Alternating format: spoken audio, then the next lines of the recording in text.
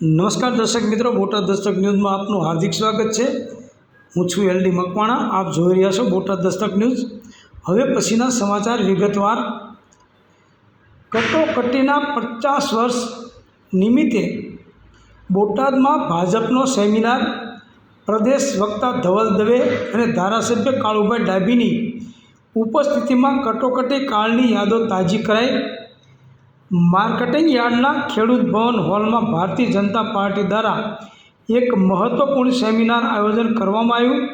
આ સેમિનાર દેશમાં કટોકટી લાદવાને 50 વર્ષ પૂર્ણ થવા નિમિત્તે સાંજે 5 કલાકે યોજાયો હતો। જિલ્લા ભાજપ પ્રમુખ મયુરભાઈ પટેલના અધ્યક્ષસ્થાને યોજાયેલા કાર્યક્રમમાં પ્રદેશ વક્તા ધવલભાઈ દવે અને ધારાસભ્ય કાળુભાઈ ડાભી વિશેષ મહેમાન તરીકે ઉપસ્થિત રહ્યા હતા। પ્રદેશ ભાજપના આગેવાનોએ કટોકટી સમયની યાદો તાજી કરી। તેમણે કટોકટી દરમિયાન લોકોએ સહન કરેલી મુશ્કેલીઓ અને દેશના સંવિધાનને થયેલા નુકસાન વિશે વિસ્તૃત માહિતી આપી હતી। કાર્યક્રમમાં APMCના ચેરમેન મનોહરભાઈ માત્રિયાએ હાજરી આપી। પૂર્વ જિલ્લા ભાજપ પ્રમુખ સુરેશભાઈ ગોધાણી પણ ઉપસ્થિત રહ્યા। ભીખુભાઈ વાઘેલા, જિલ્લા યુવા ભાજપ પ્રમુખ જિગ્નેશભાઈ બોળિયાએ પણ કાર્યક્રમમાં ભાગ લીધો। પ્રદેશ, જિલ્લા અને મંડળના હોદ્દેદારો, કાર્યકરો અને ચૂંટાયેલા સભ્યોએ કાર્યક્રમમાં હાજરી આપી। વિવિધ ગામોના સરપંચો અને સામાજિક આગેવાનો પણ મોટી સંખ્યામાં ઉપસ્થિત રહ્યા હતા। હવે દર્શક મિત્રો, વાત એમ છે કે કટોકટીને 50 વર્ષ ચાલ્યા ગયા છે અને 50 વર્ષ પછી એમને યાદ આવ્યું છે કે કટોકટી।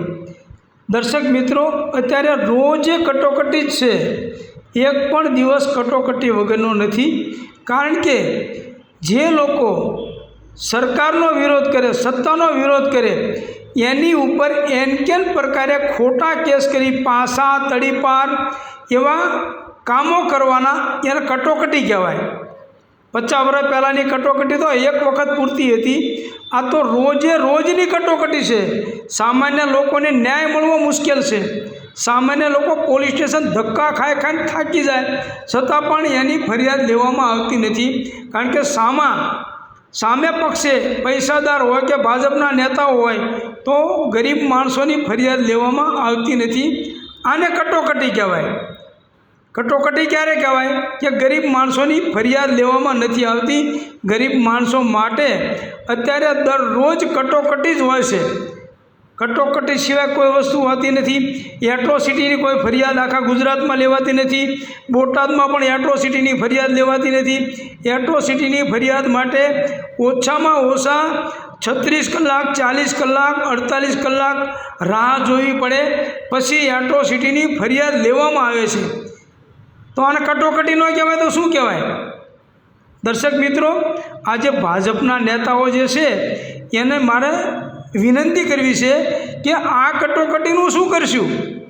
કે ભાજપના નેતાઓની સામે ફરિયાદ હોય તો પોલીસ ફરિયાદ લેતી નથી, ભાજપના નેતાઓને સાવરે છે, એને કટોકટી કહેવાય। કટોકટીને કાંઈ શિંગડા ના ઉગતા હોય। એટલે દર્શક મિત્રો, આ કટોકટીના નામે એક નાટક છે અને લોકોને ગુમરાહ કરવાનું નાટક છે।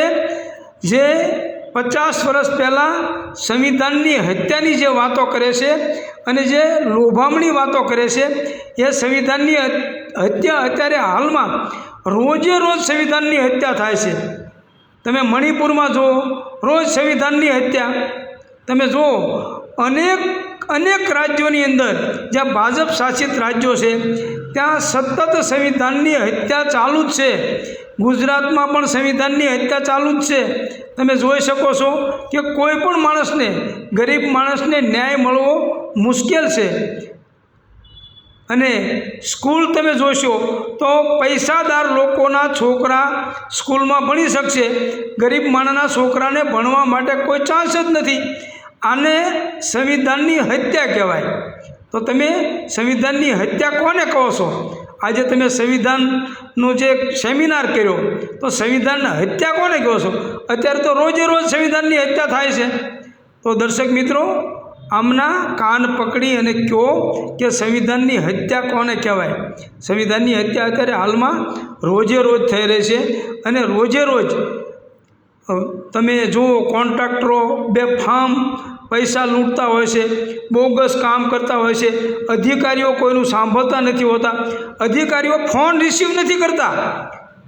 અધિકારીઓ લોકોના ફોન રિસીવ નથી કરતા કારણ કે અધિકારીઓને જે સત્તા મળી ગઈ છે એટલે એમને એવું સમજી ગયા છે કે બસ પૂરું થઈ ગયું. આને કટોકટી કહેવાય અને આને સંવિધાનની હત્યા કહેવાય. અધિકારીઓને આપણે બેસાડ્યા છે એ લોકોના કામ કરવા માટે બેસાડ્યા છે.